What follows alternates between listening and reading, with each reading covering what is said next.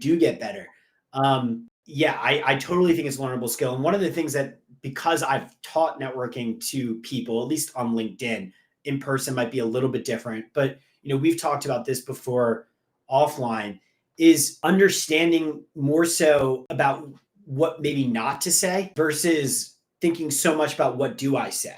Because sales oftentimes is a matter of like progressing towards some type of conversion. So because of that, there's like micro conversions along the way, right? You want to introduce yourself. You want to open a dialogue. You want to ask questions and do diagnostics before you pitch what you want, right? So I find that most people who are overthinking it are just not understanding the progression arc of what like an organic engagement requires. Like if you start pitching immediately, then you're losing the social part of it that turns people off.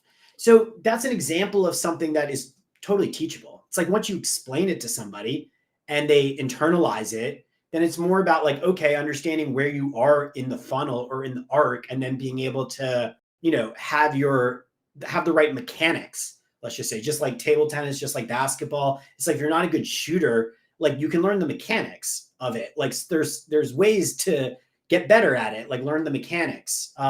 So same with networking. There are mechanics involved in it that you might not be aware of, but once you are aware of, you could get better. You can improve. You can improve your, just like your shooting percentage or your table tennis, like serve percentage. You could, increase your conversion rates on openers, on diagnostic capabilities, on overall conversion rates of when you meet somebody to get whether or not it's a meeting or a number. You could get better at it. Yeah, absolutely. Yeah, there are skills that you can learn in networking that give you an edge. And I like what you said. Learning what not to say sometimes is just as important, if not more, than learning what to say. And I think it's less work, it's less you have to figure out, it's less you have to keep track of. Just maybe five or so things not to say, or five or so things not to do. Then everything else is it's just free reign. You have full freedom and space to navigate that. All right, awesome. So we've met great people in our networking and along the way in life, and sometimes we meet not so great people, right? And sometimes it's too late when you realize, oh, this person is not a match. And sometimes you'll still keep pressing, like me. I've made that mistake. Keep pressing. All right, yeah, yeah. Maybe I'll make it work. Maybe like like a bad relationship.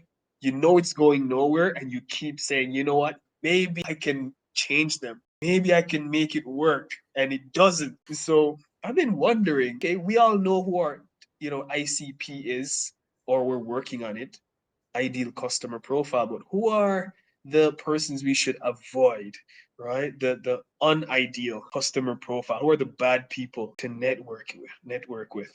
So That is a good question. I'll share that. I've had two categories of people that, because I've made the mistakes too, especially when I was early on building my service business. I approached it where I would try to help anybody. So when I started my business by offering a copywriting service where I would help people make over their profile. This was before ChatGPT, so there was a little bit more copywriting skill required to help people share their story before AI, where you could kind of collaborate with AI. They would collaborate with me. And I would do it for anybody.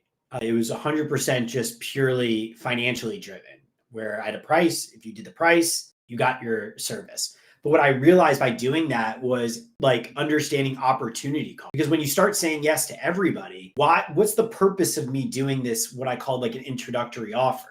The introductory offer was supposed to upsell services, because otherwise you're just basically on a sales hamster wheel, right? Like you got to keep selling to do more profile makeovers.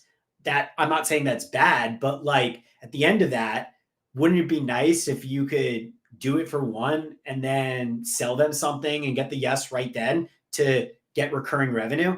To say, well, now that I proved myself, let me do this service that, I'm going to charge you X amount of dollars a month, and we can sign a 3-month contract, or so you can get off the hamster wheel of sales and get more into like maintenance mode to deliver services. And then I started realizing, well, I got to be more selective on who has the right business model that would allow for that, because certain people that were saying yes to profile makeovers might be people who are, and I did this for people who are trying to get a job. So by default, if you're trying to get a job, you don't want, like, you might pay a flat fee for an introductory offer, but you're not going to pay a maintenance fee ongoing because you don't have a business.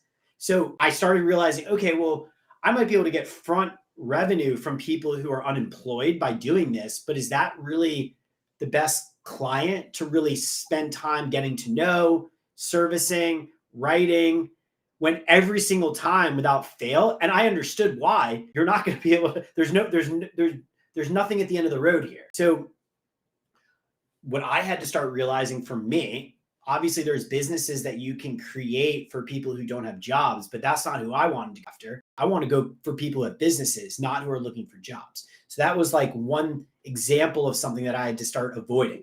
If you're unemployed, LinkedIn could be a great resource for you, but it's not a great resource for my business because it's a lot of upfront time and effort for me to deliver value with the opportunity cost being too high, because if I can only do so many at one time, that I'm going to potentially miss out on doing other activities like outreach, prospecting for my ICP. So that was one category.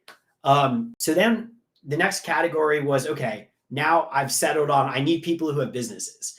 That's the only, path forward. Let's get rid of the people who don't have a business and don't have a job. And within that, there's a lot of nuance too.